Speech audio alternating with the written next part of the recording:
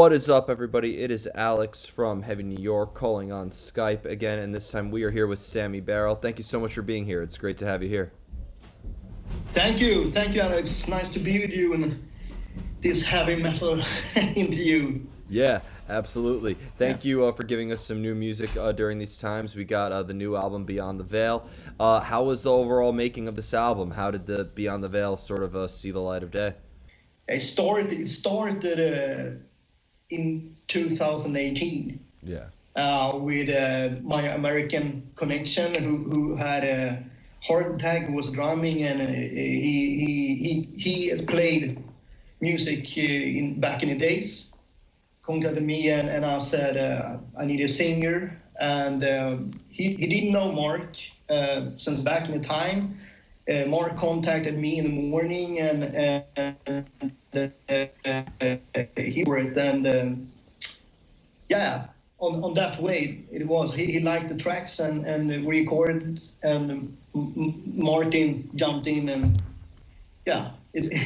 it's a long story, but it's a long story, and it's a great story too, and I appreciate your time. Yeah, I mean, I'm I said before to people, I'm so proud of this album because it's I produce it, I do almost everything on it, and I feel it's truly an honest, genuinely, part of me there. Yeah. I have put the guitars as really wanted, and the songs are, really good. Mark was writing two tracks on this album. I had a comfort of just leaving that to him, and I felt like, go and do that. I do what I do, and he does what he does, and I can't do it, Definitely. Was there like a preconceived idea of how you wanted this album to sound, or was there a lot of improvising with your guitar work?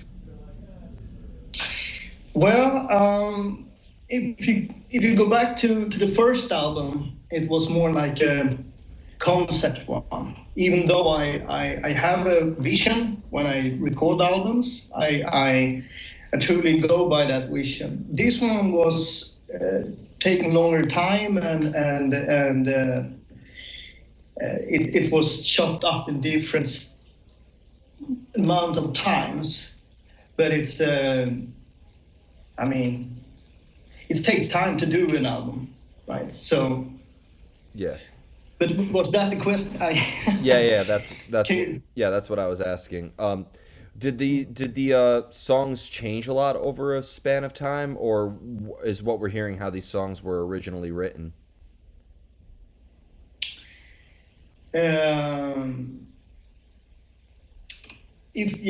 Some of them, the songs where I have Mark's singing on, they had a little different approach from the beginning of the demos, but when the label said do some melodic ones, then I had to think over the whole theme of the concept about Beyond the Veil, what it is, and the background of it. So I worked very, very hard on to get these melodic instrumental ones kind of fit in to where I wanted to, because I recorded Mark's tracks before I did the instrumental ones. So it was a long journey about that to make it work, you can say. Mm-hmm. Because it's not a natural thing for me to do instrumental ones. I rather do and record just songs first and keep it that way. To do instrumental ones is just I don't know. I define it more difficult because I think for the singer I make the concept of it first. So you think of the concept before you start writing the album, in a way, and the concept could influence the music? Yeah, you could say so. I have a vision, and put it down very fast. The chords on the piano and then guitar, and then I approach it step by step. And I'm a perfectionist, so I go back and change a lot, which is kind of hard when you have recorded things with vocals and everything. But they're often very, very nice guys, and they can change, and you can fix it as well, the programs and stuff like that. So when you have that vision, you go for it. And I don't want to change so much about that. It's just the guitar stuff you bring to the table, which is kind of the synonymous with doing what I do. Do you want the album? Yeah. Do you want the album to be open to interpretation, or do you want listeners to learn about the concept as much as the music? Well, tough question. I think first album, Passion Dream, was made to fit for everybody, and you can interpret it to what it fits for you. This one is a little more in a box. For the guitarist, you have the instrumental ones, and if you listen to it, of course, you're going to define it more to a certain amount of people who listen to guitar stuff. It's just that simple. But of course, the listener should, get their own picture. I think. For your guitar work, do you approach it theoretically? Like, do you have a background in theory, or are you completely self-taught in the world of guitar? No, I'm completely self-taught, but I do have a theory behind other instruments, and of course, by the time you make it more easy for yourself by using some strategies and some basic things, because when you do so much, when you play piano, you bass and everything, you must really know where to put things, because otherwise it's just going to be a total mess. Yeah. So, but I'm very self-taught from the beginning. Yeah. So, yeah. And it's one thing to play guitar very well, but you also need to know how to write a good song. It almost seems like being a good guitar player and being a good songwriter is like a separate talent. Kind of good question here, because people say about playing good on the guitar, being a virtuoso, or everything. I say the concept of being a good guitarist is to be able to have the package. It's not only to play guitar good, because so many guys who play guitar good, but does they do good songs? Do they play, as I define, maybe the right way? And it's a tough balance, because if you ask me, we can talk about it for hours, but it's a way. You should have everything. You should have clothes, stage. You should have the attitude to put it down, because otherwise you just sit there like YouTube. I don't YouTuber. Sit and just play scales. And to be frankly, I do it with the Fender. And for me, a Fender is like acoustic piano.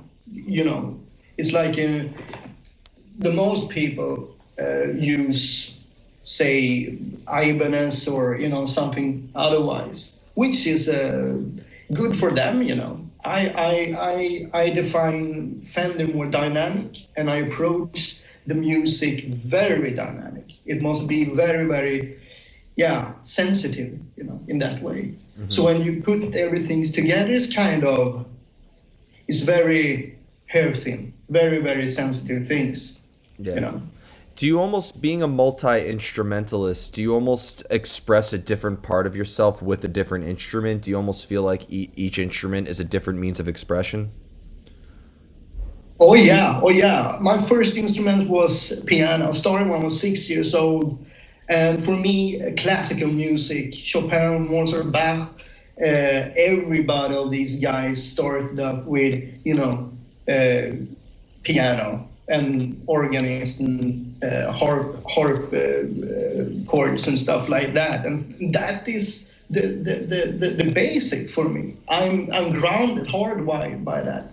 The guitar stuff is just a detail. Even though I play as I do, I put in effort to do what I do and practice all the years as I have to.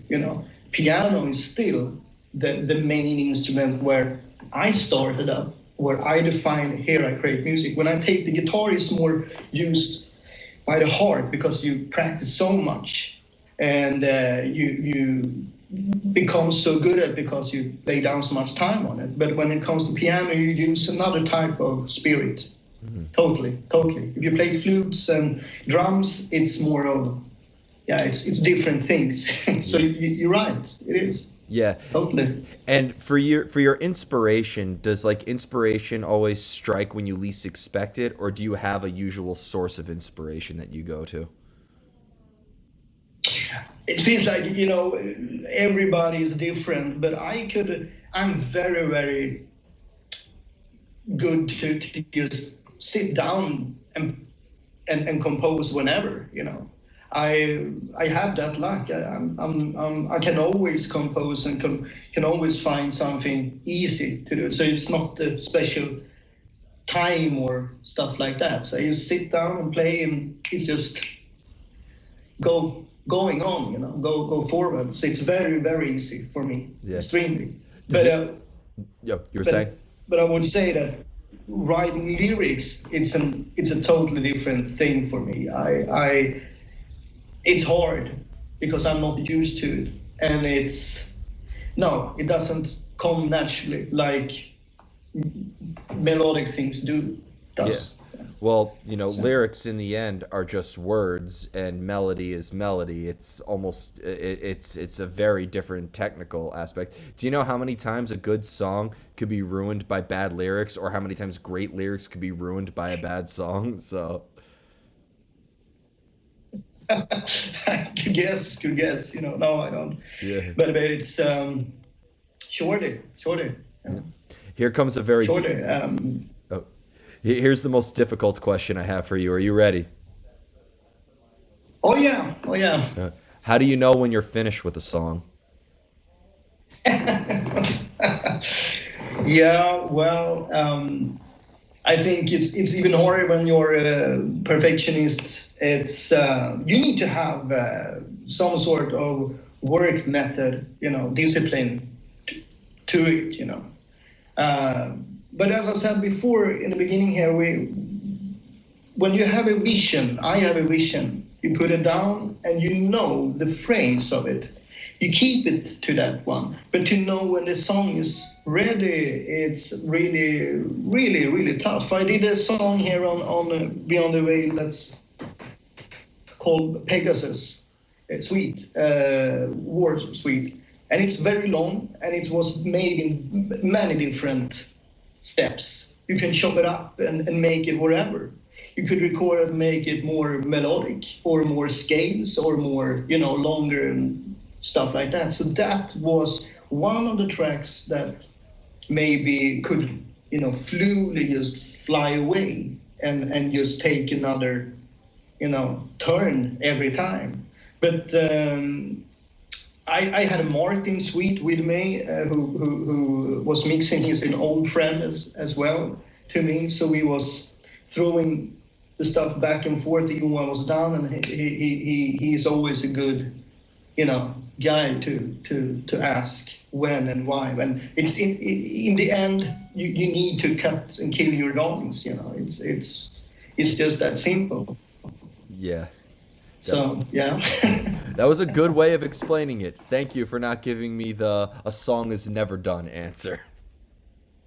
No, totally not. No, I mean, some songs, when it comes to the ending, it's kind of easy. But if it's finished by feeling the finished, like it's done for you, well, it depends. I feel often that if I had get what I want of it, the guitar, the solos, or the intros, or harmonic things, if the choirs are good, then it's good, and you don't want to ruin it by sitting and detail touching everything.